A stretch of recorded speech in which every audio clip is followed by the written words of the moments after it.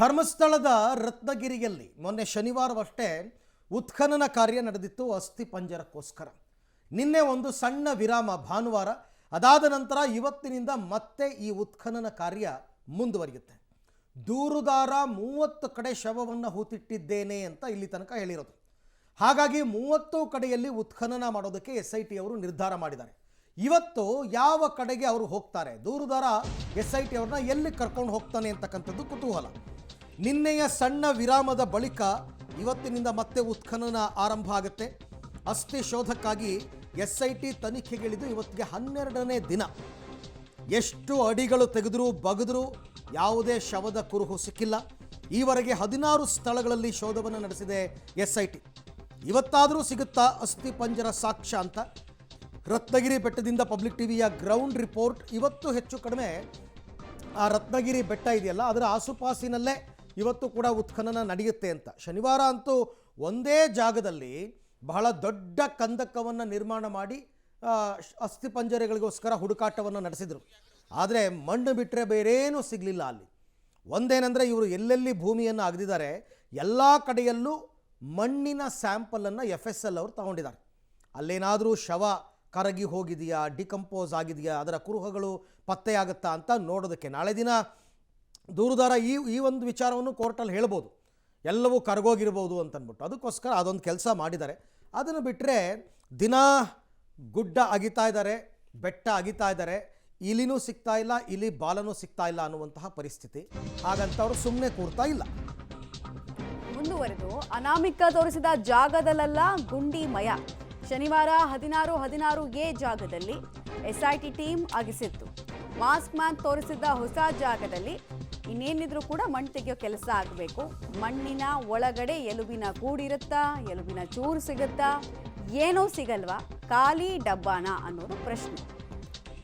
ಯಾಕಂದರೆ ಈ ಪ್ರಶ್ನೆ ಯಾಕೆ ಬರ್ತಿದೆ ಅಂದರೆ, ಆತ ಹೇಳಿದ್ರಲ್ಲಿ 98% ಸುಳ್ಳು ಅನ್ನೋದು ಈ 16 ಪಾಯಿಂಟ್ಗಳಲ್ಲಿ ನೋಡಿದಾಗ ಅನಿಸ್ತಾ ಇದೆ. ಸುಳ್ಳು ಅಂತ ಯಾಕೆ ನಾವು ಅಷ್ಟು ಕಡಾಖಂಡಿತವಾಗಿ ಹೇಳ್ತಾ ಇದ್ದೀವಿ ಅಂದರೆ, SITಯಿಂದ ಅಟ್ಲೀಸ್ಟ್ ಒಂದು ಪತ್ರಿಕಾ ಪ್ರಕಟಣೆ ಹೊರಡಿಸ್ತಾ ಇದ್ರು, ಅಥವಾ FSLನಲ್ಲಿ ಏನೋ ಒಂದು ಬೆಳವಣಿಗೆಗಳಾಗ್ತಾ ಇತ್ತು. ಡೈಲಿ ಬರ್ತಾರೆ, ಬಂದ ಹಾಗೆ ವಾಪಸ್, ಬಂದಾರಿಗೆ ಸುಂಕ ಇಲ್ಲ ಅನ್ನೋ ರೀತಿಯಲ್ಲಿ ವಾಪಸ್ ಹೋಗ್ತಾರೆ. ಯಾವುದೇ ಮಹತ್ವದ ಬೆಳವಣಿಗೆಗಳು ಆಗಿಲ್ಲ.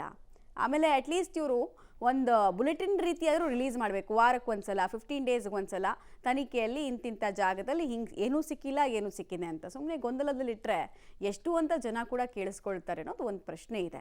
ಬಟ್ ನೋಡೋಣ, ಇವತ್ತಾದರೂ ಆತ ಹೇಳಿದ್ದು ಏನಾದರೂ ಸಿಗುತ್ತಾ. ಆಮೇಲೆ ಸುಳ್ಳು ಅಂತ ಬರೋದಕ್ಕೆ, ಕನ್ಕ್ಲೂಷನ್ ಬರೋದಕ್ಕೆ ಇನ್ನು ಎಷ್ಟು ಸಮಯ ಬೇಕಾಗುತ್ತೆ? ಇದಕ್ಕೊಂದು ಟೈಮ್ ಲಿಮಿಟ್ ಇಲ್ವಾ? ಹಾಗಾದರೆ ಎಷ್ಟು ತನಕ ಈ ಗುಂಡಿ ಆಗಿಯೋ ಕೆಲಸ ಮುಂದುವರಿಯುತ್ತೆ ಅನ್ನೋದು ಪ್ರಶ್ನೆ. ಎಷ್ಟು ವರ್ಷ ಮಾಡ್ತಾರೆ? 1 ವರ್ಷ, 2 ವರ್ಷ? ಈ ವೇಗ ನೋಡ್ತಾ ಇದ್ರೆ ಈ ಮಳೆಗಾಲ ಪೂರ್ತಿಯನ್ನು ತಗೊಳ್ತಾರೆ ಅಂತ ಅನಿಸ್ತಾ ಇದೆ ನಮಗೆ. ಈ ಮಳೆಗಾಲ ಮುಗಿದು ನೆಕ್ಸ್ಟ್ ಚಳಿಗಾಲ ಬಂದರೂ ಕೂಡ ಗುಂಡಿ ಹಾಕ್ಸೋ ಕೆಲಸ ಆಗ್ತಾನೇ ಇರುತ್ತಾ ಅನ್ನೋದು ಪ್ರಶ್ನೆ. ಕಾನೂನನ್ನು ಈ ವ್ಯಕ್ತಿ ದುರ್ಬಳಕೆ ಮಾಡ್ಕೊಂಡ ಅನ್ನೋ ಪ್ರಶ್ನೆ. ಅದೆಲ್ಲ ರಿವರ್ಸ್ ಹೊಡೆಯುತ್ತೆ ಆತನಿಗೆ. ಬಟ್ ಆತ ಎಲ್ಲದಕ್ಕೂ ತಯಾರಾಗಿ ಬಂದಂಗೆ ಕಾಣಿಸ್ತಾ ಇದೆ. ಟೈಮು ಅವನು ಹೇಳಿರೋ ಪ್ರಕಾರನೇ 30 ಸ್ಪಾಟ್ ಅಂತಾನೆ ಅನ್ಕೊಳ್ಳೋಣ. 30ಕ್ಕಾದರೂ ಮುಗಿಸ್ತಾರಾ ಅಂತ ಪ್ರಶ್ನೆ. ಈಗ 30 ಅಂದರೆ ಅದರಲ್ಲಿ 15 ಮುಗಿದಿದೆ ಅಂದರೆ ಇನ್ನೂ ಹೆಚ್ಚು ಕಡಿಮೆ 10-12 ದಿನ ಆದರೂ ಬೇಕಾಗುತ್ತೆ. ಎಷ್ಟೇ ವೇಗವಾಗಿ ಕೆಲಸ ಮಾಡ್ತೀನಿ ಅಂತಂದ್ರು 2 ವೀಕ್ಸ್ ಅಂತ ಲೆಕ್ಕ ಇಟ್ಕೊಳ್ಳೋಣ. ಎರಡು ವಾರ ಅಂತಂದರೆ ಅಲ್ಲಿ ಟೋಟಲ್ 1 ತಿಂಗಳಾಯಿತು. 1 ತಿಂಗಳು ಧರ್ಮಸ್ಥಳವನ್ನು ಇವರು ಬಗೆದರೂ ಕೂಡ ಎಲ್ಲೂ ಏನೂ ಸಿಗ್ತಾ ಇಲ್ಲ ಅಂತಂದರೆ ಏನು ಅರ್ಥ ಅನ್ನುವಂತಹ ಪ್ರಶ್ನೆ ಮೂಡುತ್ತೆ. ಕನ್ಕ್ಲೂಷನ್ ಯಾವಾಗ ಬರ್ತಾರೆ ಅಂತಂದ್ಬಿಟ್ಟು ಈಗ ನೋಡೋಣ. ಇವಾಗೇನಾದರೂ ಮಧ್ಯಂತರ ವರದಿ ಕೊಡಿ ಅಂತ BJP ಏನಾದರೂ ಒತ್ತಾಯ ಮಾಡಿದ್ರೆ ಸರ್ಕಾರ ಅದನ್ನು ಸದನದಲ್ಲಿ ಕೊಡಬೇಕಾಗುತ್ತೆ. ಆವಾಗಲಾದರೂ SIT ಅವರು ಒಂದು ಮಧ್ಯಂತರ ವರದಿಯನ್ನು ಸರ್ಕಾರಕ್ಕೆ ಸಲ್ಲಿಸ್ತಾರಾ? ಈಗ ಅನಿಸ್ತಾ ಇದೆ ಪಾಪ ಈ ದಕ್ಷಿಣ ಕನ್ನಡದ SP ಈತನ ಬ್ರೈನ್ ಮ್ಯಾಪಿಂಗ್ ಅನ್ನು ಫಸ್ಟ್ ಮಾಡಿ ಆಮೇಲೆ ಫಾರ್ಮೇಷನ್ ಮಾಡೋಣ ಅಂದಿದ್ದಕ್ಕೆ ಎಲ್ಲರೂ ಅವ್ರ ಮೇಲೆ ಮುಗಿಬಿದ್ರು. ಯಾಕೆ ಮಾಡಿದ್ರು ಹಂಗೆಲ್ಲ ಅಂತ ಡೀಟೇಲ್ಸ್ ಕೊಡ್ತಾರೆ ದೀಪಕ್ ಜೈನ್.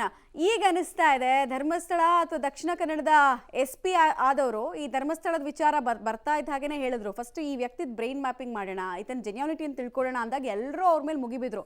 ಕಂಪ್ಲೇನೆಂಟನ್ನೇ ಹಾಗಾದರೆ ನೀವು ಬ್ರೈನ್ ಮ್ಯಾಪಿಂಗಿಗೆ ಒಳಪಡಿಸ್ತೀರಾ ಹಂಗೆ ಹಿಂಗೆ ಅಂದರು. ಅವರು ಆ ತನಿಖಾವೇನ ಶುರು ಮಾಡಿಬಿಟ್ಟಿದ್ರೆ ಆಗ್ಲೇ ಈಗ ಇಂಥದ್ದೆಲ್ಲ ಸರ್ಕಸ್ಗಳೇ ಆಗ್ತಿರ್ಲಿಲ್ಲ ಅಂತ ಒಂದು. ಎರಡನೇದು, ಇವತ್ತು ಫ್ರೆಶ್ ಡೇ, ಫ್ರೆಶ್ ಸ್ಟಾರ್ಟು ಹೆಂಗಾಗುತ್ತೆ ಅಂತ. ಇವತ್ತು ಇನ್ನೇನನ್ನು ನೋಡ್ಬೇಕು ನಾವು, ಇನ್ನೆಷ್ಟು ಗಂಟೆಗಳ ಕಾರ್ಯಾಚರಣೆ ಆಗುತ್ತೆ ಅಂತ. ಇಷ್ಟು ದಿವಸದ ಕಾರ್ಯಾಚರಣೆಯಲ್ಲಿ ಮತ್ತು 15ನೇ ಪಾಯಿಂಟ್ಗೆ ಬಂದಂಥ ಸಂದರ್ಭದಲ್ಲಿ ಆ ಅನಾಮಿಕ ವ್ಯಕ್ತಿ ಮಾಡ್ತಾ ಇರುವಂತಹ ರೀತಿ ಮತ್ತು ಆತ ಅಲ್ಲಿ ವರ್ತಿಸ್ತಾ ಇರುವಂತಹದ್ದು ಬಹಳ ಡಿಫ್ರೆಂಟ್ ಆಗಿದೆ ಅನ್ನುವಂಥದ್ದು. ಇಷ್ಟರವರೆಗೆ ಆತ ಮಹಾಜರು ಮಾಡಿದ್ದ ಒಂದೇ ಪಾಯಿಂಟನ್ನು 3 ಅಡಿ 6 ಅಡಿಯನ್ನು ತೋರಿಸ್ತಾ ಇದ್ದ. ಆದರೆ ಅಧಿಕಾರಿಗಳು ಒಂದು ಮುತುವರ್ಜಿಯನ್ನು ವಹಿಸಿ, ಯಾಕಂದರೆ ಮತ್ತೆ ಇಡೀ ದಿವಸ ತಗೊಳ್ಳಿಕ್ಕೆ ಆಗೋದಿಲ್ಲ ಅನ್ನುವಂಥ ಹಿನ್ನೆಲೆಯಲ್ಲಿ ಅದರ ಆಸುಪಾಸಿನಲ್ಲೂ ಕೂಡ ಒಂದು ಸ್ವಲ್ಪ ಅಗಲಕ್ಕೆ ಆಗಿತಾ ಇದ್ರು. ಆದರೆ 15ನೇ ಪಾಯಿಂಟ್ ಮತ್ತು 16ನೇ ಪಾಯಿಂಟ್ ಆತ ಬಹಳ ಬೇರೆಯಾಗಿ ವರ್ತನೆ ಮಾಡ್ತಾ ಇದ್ದಾನೆ. ಒಂದು ಪಾಯಿಂಟನ್ನು ತೋರಿಸ್ತಾನೆ, ಇಲ್ಲ ಅಲ್ಲ ಮತ್ತೊಂದು ಕಡೆ ಅಂತ ಹೇಳಿ ಅಲ್ಲೂ ಆಗಿಸ್ತಾನೆ. ಹಾಗಾಗಿ ಸುಮಾರು ಒಂದು ದೊಡ್ಡ ವ್ಯಾಪ್ತಿಯಲ್ಲಿ ಆಗಿಸುವಂಥದ್ದು. ಆದರೆ 15ನೇ ಪಾಯಿಂಟ್ನಲ್ಲಿ ಆತ ಹೇಳಿದ್ದು, ನಾನಿಲ್ಲಿ ಹೂತಿರುವಂಥದ್ದು ಪೊಲೀಸರು ವೈದ್ಯಾಧಿಕಾರಿಗಳ ಜೊತೆ ಮತ್ತು ಪಂಚಾಯತ್ನ ಮುಂದೆ ಅನ್ನುವಂಥದ್ದು. ಹಾಗಾಗಿ ಆತನ ವರ್ತನೆ ಈಗ ಬದಲಾಗ್ತಾ ಇರುವಂಥದ್ದು ಆರಂಭದ ದಿವಸಗಳಲ್ಲಿ ಮತ್ತು ಕಡೆ 2-3 ದಿವಸಗಳಲ್ಲಿ.